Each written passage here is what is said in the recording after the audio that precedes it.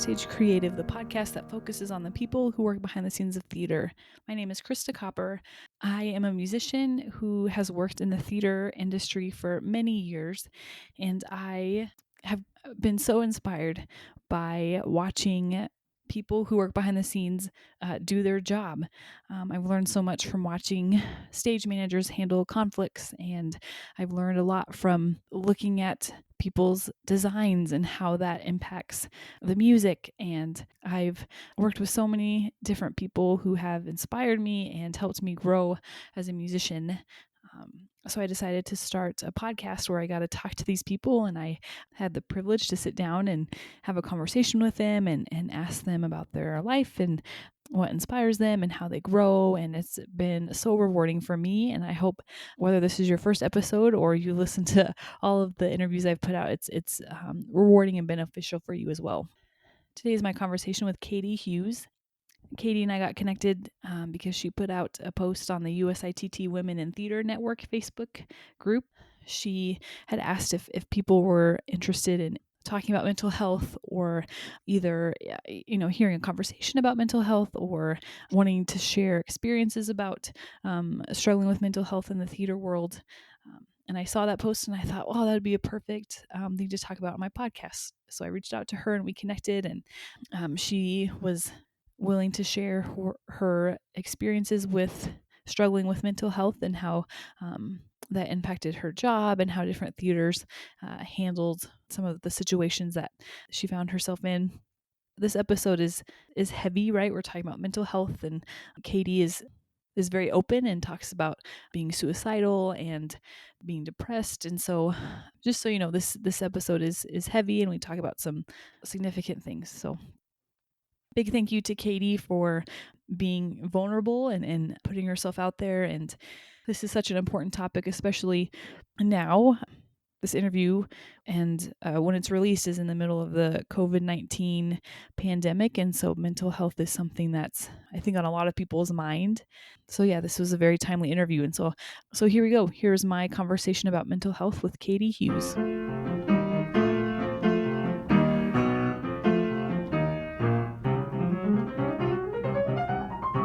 So let's start off with your background, where you're from, just kind of like an overview of your life and what you do in theater, and then we can get into the mental health stuff. Great. So my name's Kaitie Hughes, as people have probably seen from the podcast episode title.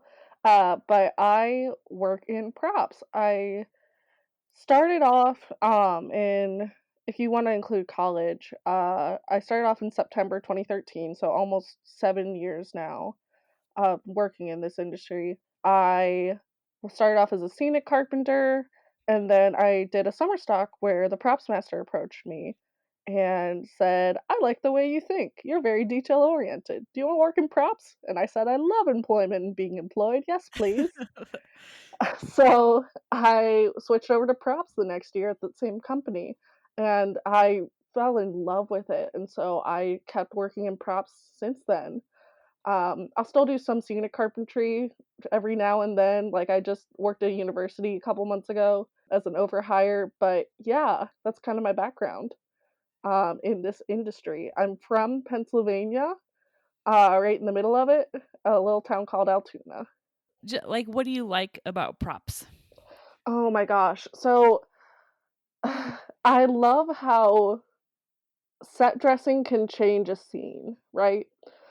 Because there was one time I had to make a 3 foot tall flower arrangement, and it was like the vase was 10 inches, and then the rest was all flowers. It was enormous, and it was supposed to be the act three, the princess's private chambers. And act one was the public palace, and it was very opulent, over the top. You could see that they had money, but having it also be opulent and over the top in Act 3 in her private quarters said something of like, "Oh yeah, this palace really does have money. She doesn't just have to marry the prince to save her kingdom. She can do whatever she wants." It's not, if we could have gone a completely different direction and said that, made it very barren and said, "Oh, they're just putting on a show." Having those over the top props, over the top set dressing really, to me, it added meaning to the scene. And so that's one of my absolute favorite things about props is how it can contribute to the art. Yeah, I love that. We're doing this interview because you put out a post on the USITT Facebook, the women's Uh-huh. USITT Facebook group about mental health, and if anyone was interested in having a discussion about mental health and what that would look like. And so I thought, well, I have a podcast. This sounds perfect. Yes. um, so I don't know, where would you like to start with this discussion? I know you had several things that you wanted to talk about. Where would you like to start? Yeah. So there's a lot that I have. I feel like the best sort of thing to do is kind of go chronologically. Hmm. Um, the point of this for everyone listening, like I want to talk about examples of how my depression and anxiety have affected my work, how employers have dealt with it, and how they might have dealt with it better, how I dealt with it, and how looking back it how I could better deal with it. I think the best thing to do is go chronologically. And also, before I begin, trigger warnings, like I'm gonna talk about suicide and alcohol abuse and self harm and all of that. So, just fair warning.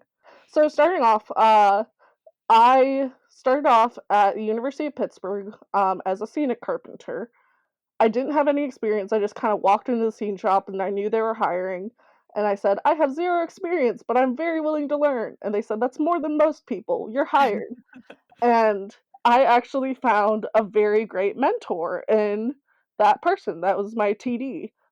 My mentor became a really good friend of mine. He taught me almost everything I know in carpentry, and I was untreated during this time. So, like, I wasn't going to therapy, it was extremely hard to find a therapist, and the university health system, like, was not helpful at all. So, I made my mentor my therapist. I'd be like, "Hey, what's up? I'm very sad," and he'd be like, "Let's talk about it." It came to the point where I was I started treatment finally, and the prescription that I was on gave me severe anxiety as a side effect.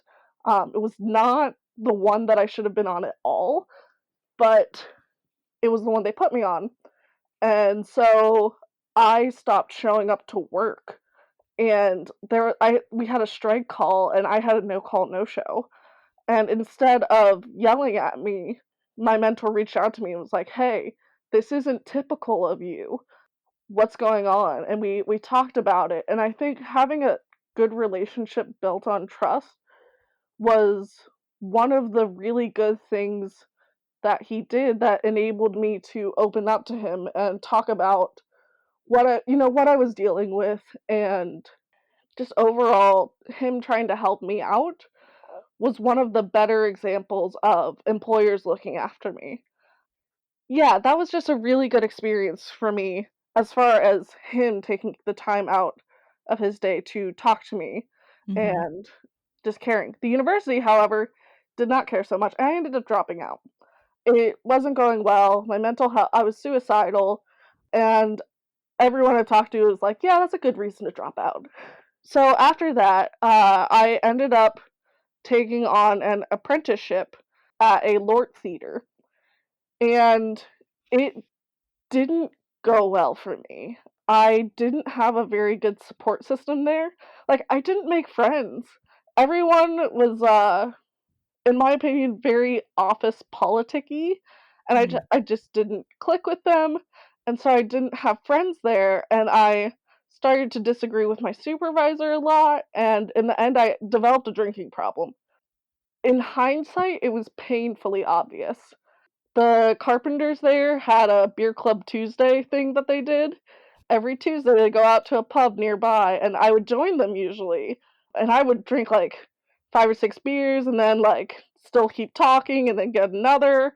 So, in hindsight, it was pretty clear what I was doing, but no one really addressed that. I was started drinking myself to sleep a lot to just try and I don't know, felt at the time I didn't have a reason. Like, what reason do you really have for a substance abuse problem? The assistant props master, she approached me and was like, "Hey, you're late all the time. You're late by like a half hour to an hour almost every day. Like, what's up?" She did try to approach me and talk about it. I didn't really consider the fact that I had a drinking problem. I just thought that I had trouble waking up. Yeah, it was never addressed by my boss, which was kind of a weird thing. The props master never talked to me and was like, "Hey, if you were a real employee, you'd be fired by now." They never said that, and they seemed to make snarky comments about me being late or like what she thought about my work without actually telling me what she thought about my work. So I just started to dislike her a lot.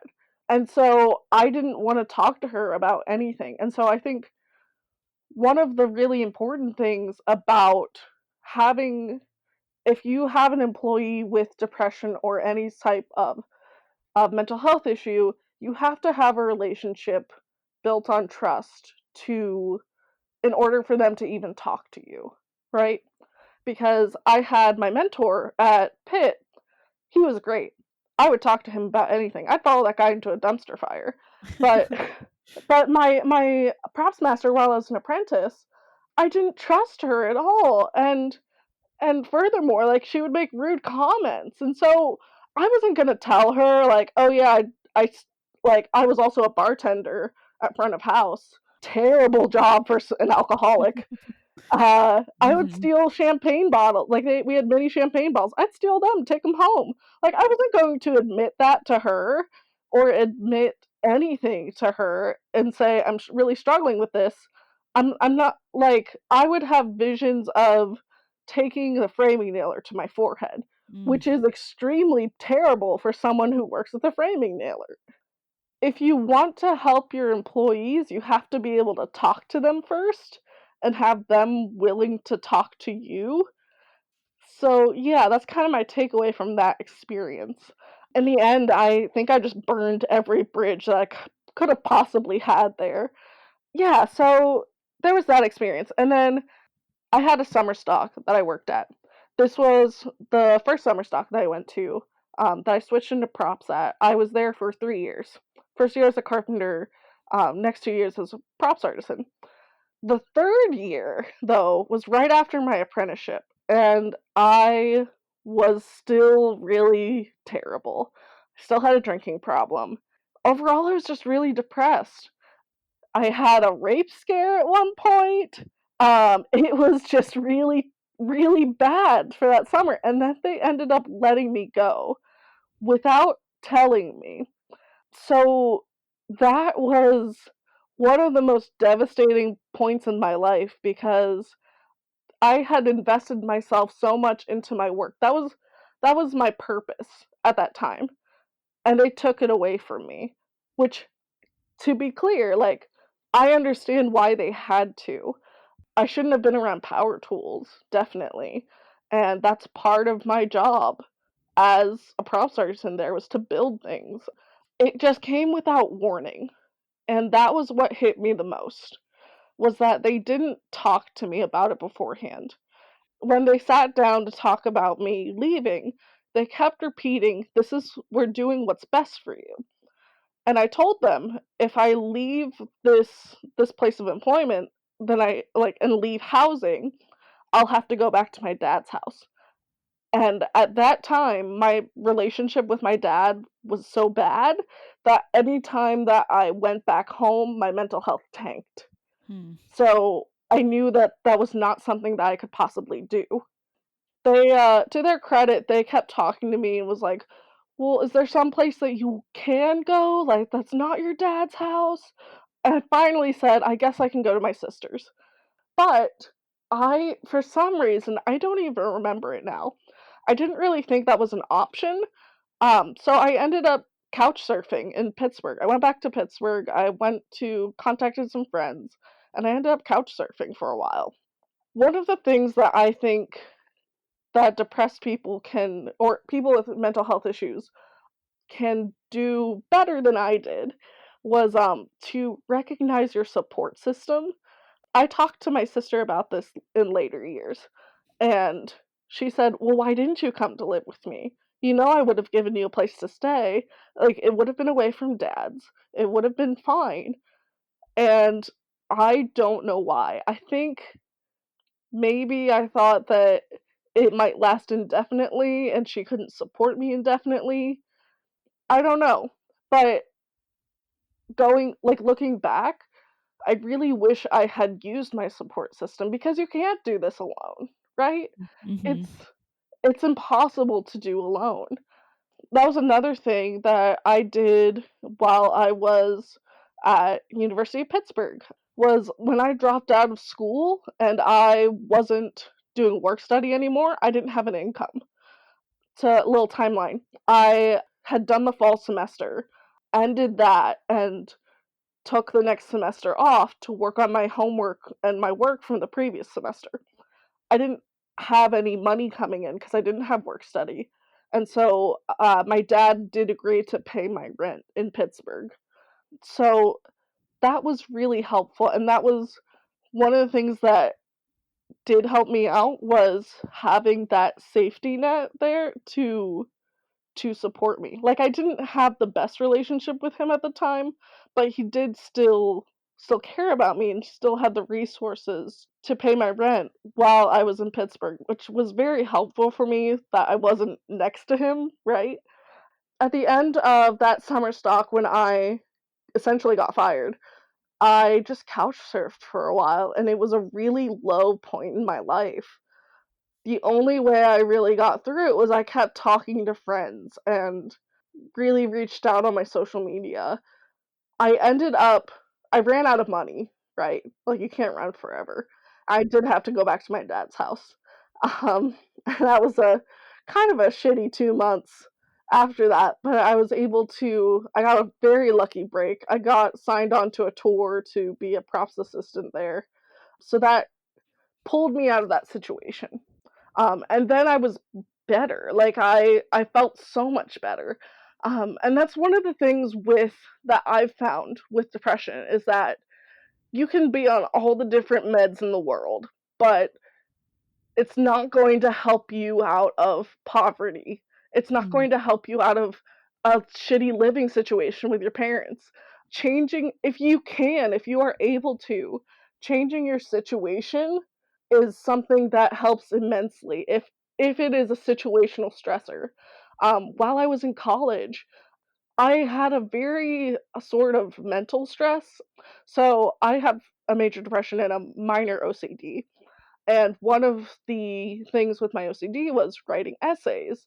I could never find the right words to express my ideas, and if I didn't have the right words, then my ideas weren't expressed fully, and someone could misconstrue my ideas. And I didn't want that. I didn't want to be the person that could be misinterpreted. So I would spend hours on these essays, and it just stressed me out so much until a really good therapist recommended, like, you don't have to be in academia. You can just not continue with school. And I thought, "No, I can't. No, I have to go to school." And she said, like, "You're a dumbass. Just go work. Go work. Like, you very clearly like working with your hands and being very hands-on. Go learn something. Do on the job training. Do it. Stop it." And I was like, "Oh, maybe I can do that." And that was honestly the best piece of advice I was ever given because academia, while I was good at it to a certain extent, like in high school, I was always the smart kid. That was my identity. Like, I had a very high SAT score. That was who I was. But it wasn't me. Changing my As soon as I dropped out of school, I felt so much better. It was night and day. Having a manual stress at a hands-on job is very different from a mental stress, if you Mm. get what I mean. Mhm. It's very like, do this and then do this, and then if this doesn't work, do that. Just very step by step by step, Mhm. which very much suits me. Yeah, couch surfing, sleeping in my car. I got a lucky break with a tour, and then after that tour was over, that was kind of fun. They gave me a surprise unemployment. So I got this rinky-dink little summer stock job in the middle of Kentucky, hardly paid anything. I wanted to be away from my dad's house, and I knew that they were hiring, so I was like, okay, I'll just go there. And so I did, and I was the crew chief for this place. And it wasn't props, but I still enjoyed it. And I had four high schoolers working under me. So I learned how to work with some personalities. So I guess you could call it that. Uh-huh. But over the course of that summer, we had four people to our apartment, and two girls in one room, two guys in the other. And I started to develop feelings for my one roommate, and we were best friends, and we did everything together. And like, long story short, I fell in love with this guy, and he did not reciprocate the feelings. So I ended up becoming suicidal over that, which I felt so dumb about, but it happens. And so, because we were living together, this put the company in a very odd situation of, well, what do we do now?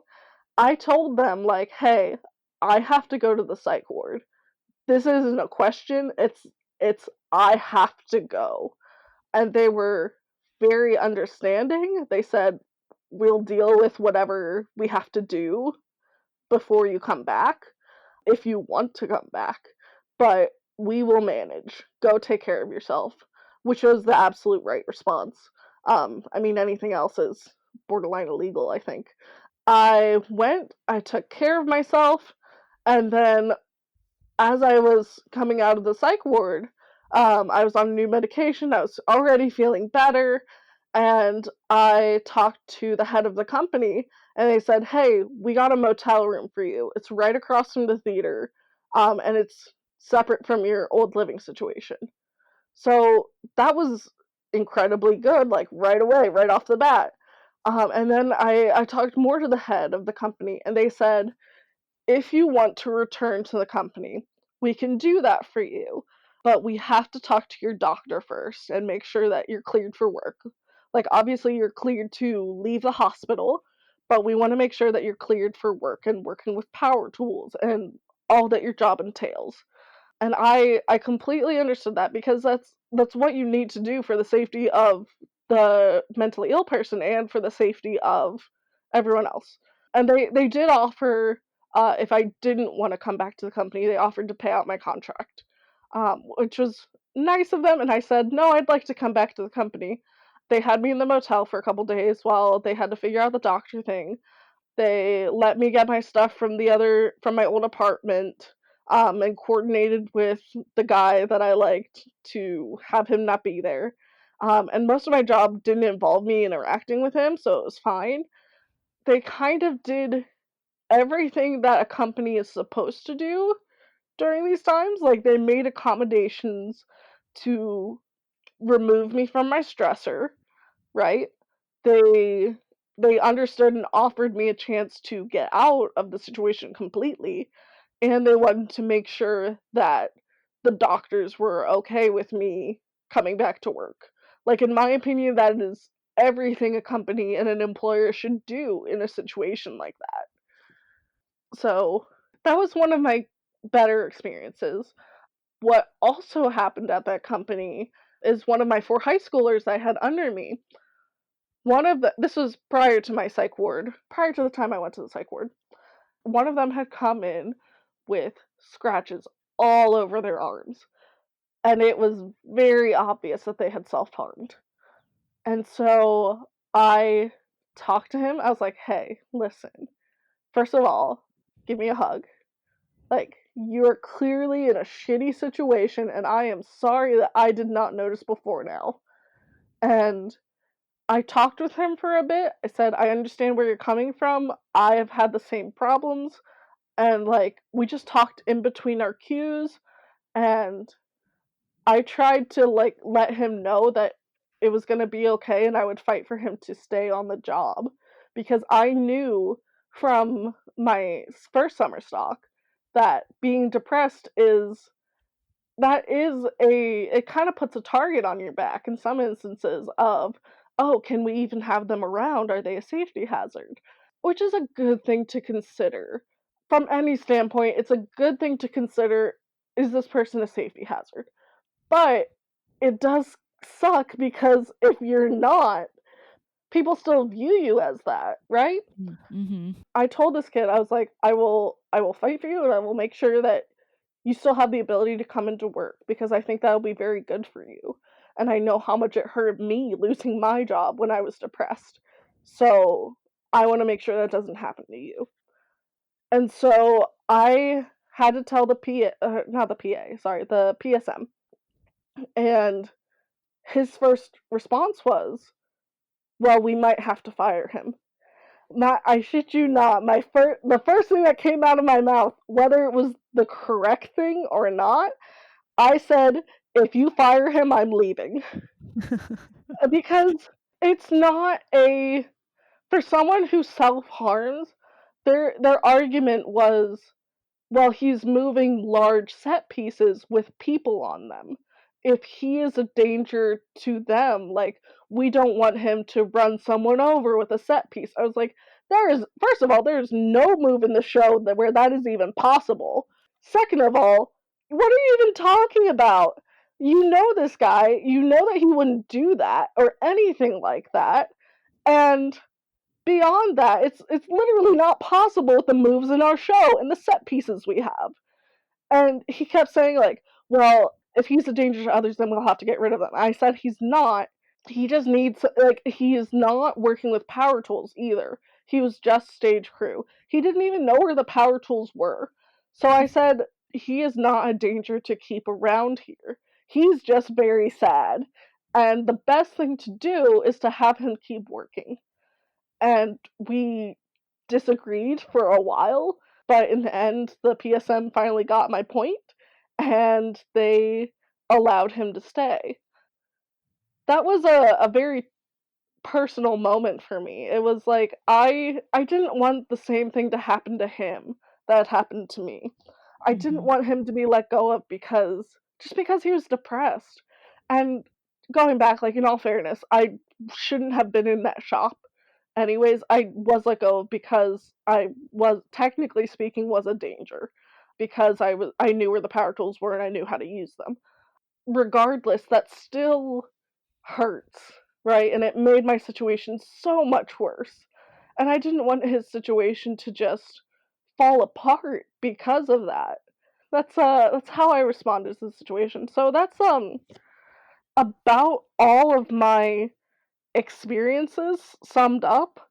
I just kind of wanted to say that the end idea here is that for employers to understand their employees that are going through these things. I think communication is so, so important and so necessary. If that first summer stock had told me that they were concerned about me and they wanted to consider what was best for me, that would have changed the game entirely. I had no idea I was being monitored for everything I said. I had no idea that they were even considering letting me go. Besides that, we would have had a conversation of, okay, well, can I stick around, maybe not work, but stay in housing because my housing situation at home is not so great, right? Like Mhm. having a conversation with your employees is so so important. If my time as an apprentice, if they had just talked about like, hey, we see you drinking a lot at beer club. Are you okay? Like, your roommate Mhm. mentioned that you have bottles scattered all over your room. What's up with that? Like, let's talk about this. It's so, so critically important. For the person on the mental health on the mental illness side, the best piece of advice I can give them is to have a good support system and have a as big a support system as you possibly can. And the way to create that is also to communicate. and I know it's hard and I know it's tough and it sucks trying to talk to people sometimes, especially about this because it's such a sensitive topic. But you have to try, right? Like, you have Mhm. to try talking to at least the person that seems most sympathetic to your cause and that is nearby.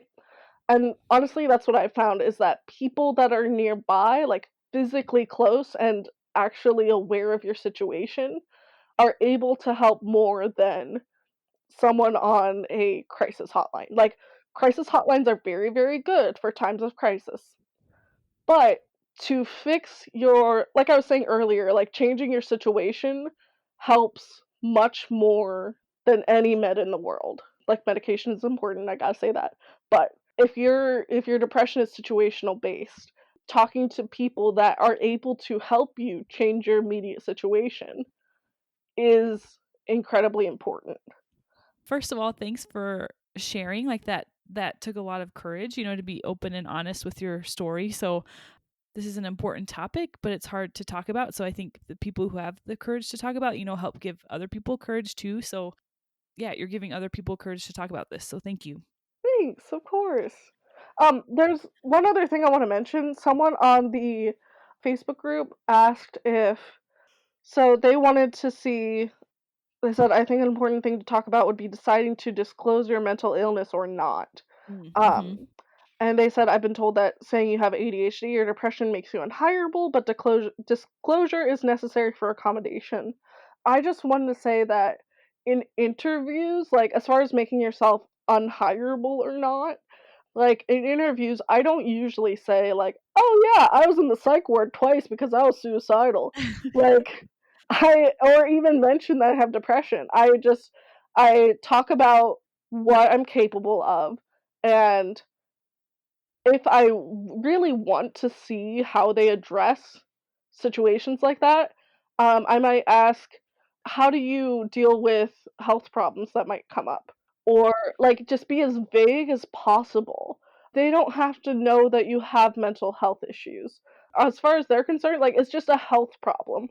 That's it. Mhm. It's entirely covered by the ADA. They have to make reasonable accommodations. So, yeah, I don't usually ask about what health accommodations they might make, but once I'm hired, then I'll say, "Oh, by the way, I am having issues with this, so if you see this happening, don't worry, it's something I'm working on. But yeah, just so you know." Like, I'll usually mention it once I'm hired. I don't Mhm. know how kosher that is, but that's what I do. They don't have to know before they hire you. If it's something that they could potentially discriminate against you for hiring, don't even mention it. The thing they're going to ask is, "Are you capable of performing these job duties?" And the answer is, "Yes, yes, I am capable." Awesome. Can I ask, like, what about your mental health now? Like, do you have any routines or strategies to help you navigate today? I mean, during this quarantine business or just in general? In general. Um, well, I'm on a pretty good medication set now. Since I went to the psych ward that second time, it's been honestly really, really good for me. But the thing that I have tried to do, like I said earlier, is change my situation if things aren't working out, right? I got hired on to after my first tour, and then my little stint in that little summer stock, where I was the crew chief. I got hired on to be the props master, the props head for a Christmas show. I got there and I talked to them in the interview. I said, "What's the state of your props? What do they look like? Have they seen some care in the off season?" And the way that they worded it made it sound like they were okay. I got there, everything was broken. Oh, no. Every single thing. It was not organized whatsoever, and I was kind of expected to help out in rehearsal at the same time as working on props and buying new props, and honestly, it was a terrible experience. And so, like, I was waking up with a racing heartbeat, and this was after I got on the medication that I'm on now, the one that works well. So I was waking up with a racing heartbeat. and I had so much anxiety during the day. I lasted 2.5 weeks before I said, "I can't live like this," and I just quit. Like, I called my mentor, and I called my dad, and, my mentor said, "You gotta do what you gotta do," and my dad said, "I will buy you a plane ticket if you need to come home." I said, Mhm. "Okay, great," and I quit because it was not worth my sanity for that, for a kids show. It's not the end of the world, and it was so not worth my sanity. So, yeah, that's how I deal with shitty situations is you have to see what can I do to change myself to fit in this situation, and okay, that's not working. How do I change the situation or get out of it? Mhm. Right? Those are your two options. And so yeah, I've been very fortunate to not have those garbage situations since then. If I'm feeling down, I just had a contract in West Palm Beach.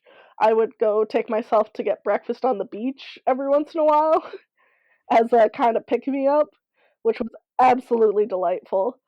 I don't think that's entirely helpful to everyone because I've been doing so well since my last psych ward visit, but I hope that's kind of helpful. Yeah. Do you have any advice for like advocating for yourself? A lot of times we're going to new places where we don't know people, like you don't know who you're comfortable with yet or who to talk to. Do you have any advice for if you are struggling, how to advocate for yourself? I mean, I wish I did. The only thing I can really think of is to find the person that seems the most sympathetic to your plight, right?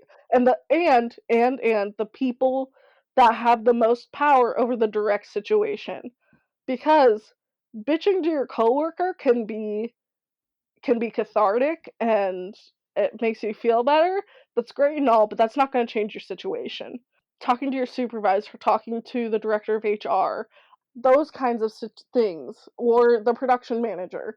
Even just mentioning small things, like it doesn't have to be a serious conversation every time. If some people ask how you're doing all the time, like it's a common American greeting, just say you're allowed to say, not that great. Like, Mhm. you're allowed to say that. Don't feel the need to constantly say, "Oh, I'm good." We kind of touched on all the things that you wanted to talk about, and that was all of my questions. Do you have anything else you'd like to add? No, I think I just want to reemphasize that the key to helping yourself out of these situations a lot of times is communication.